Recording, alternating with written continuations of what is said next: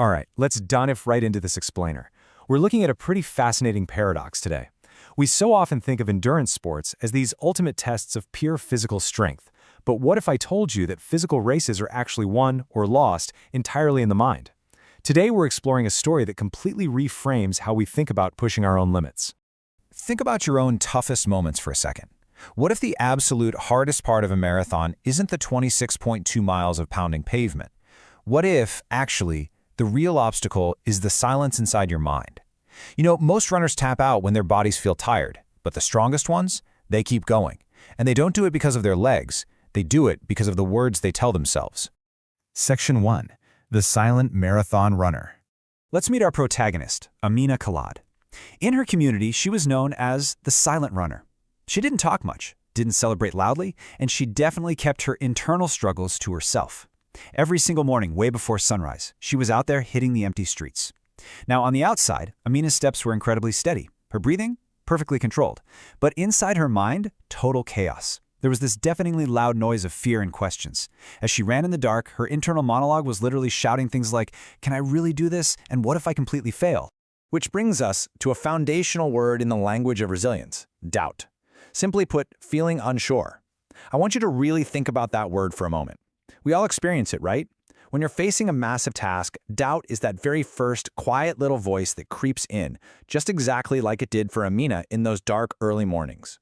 In sharp contrast to that, we have the word steady, meaning calm and consistent. Amina's physical steps and her breathing were steady.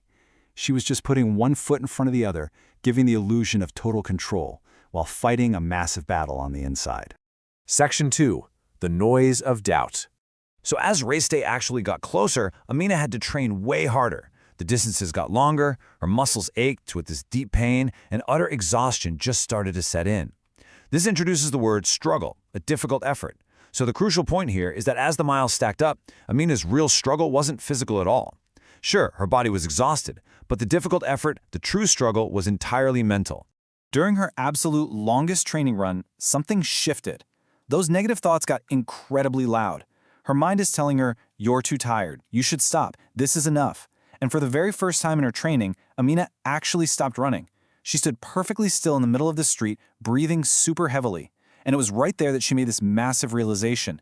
Her biggest opponent was her own voice. Section 3.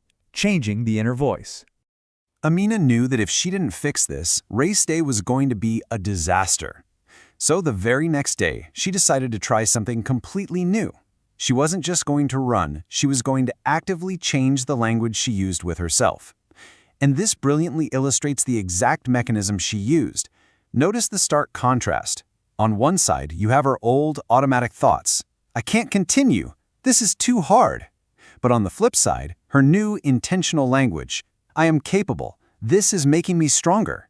Step by step, word by word, Amina actively flipped her internal script. Whenever the negative side spoke up, she instantly countered it with the positive side.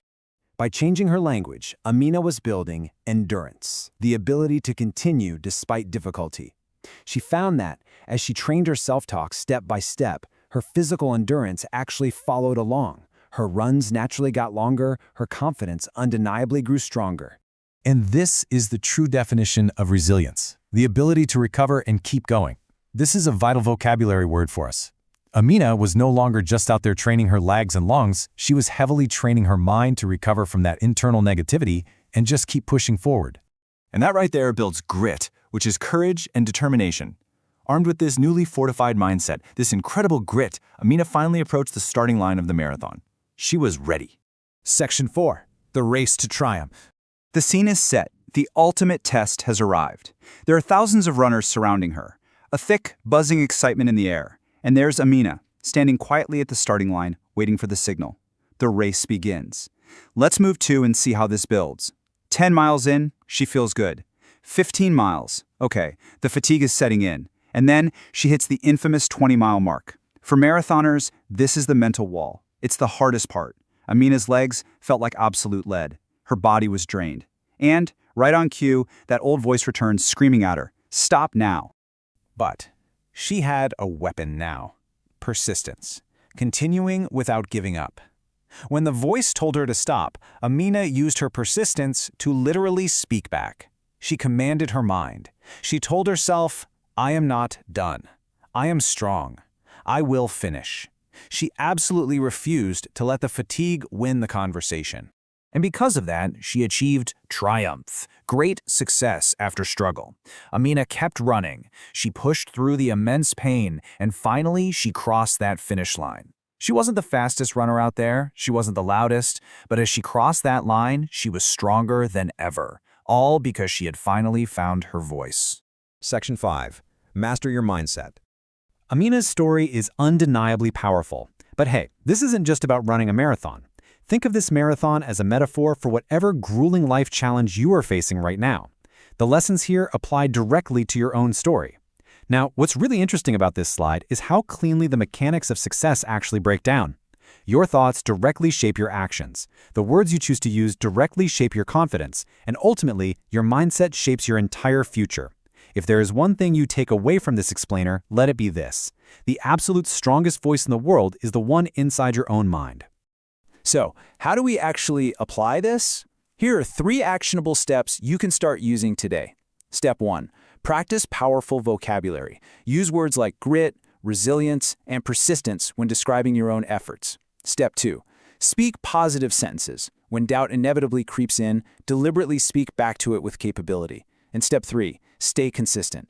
You have to train your mind every single day, just like Amina trained for her race. I want to leave you with this final, truly powerful thought. You don't win by running faster. You win by thinking stronger. The next time you hit a wall, whether you're learning a new language, taking on a massive project at work, or, actually running a race, remember Amina. Master your inner language, build your resilience, and just see how far your mind can truly take you. Keep practicing, keep speaking strength into your life, and I'll catch you in our next explainer very soon.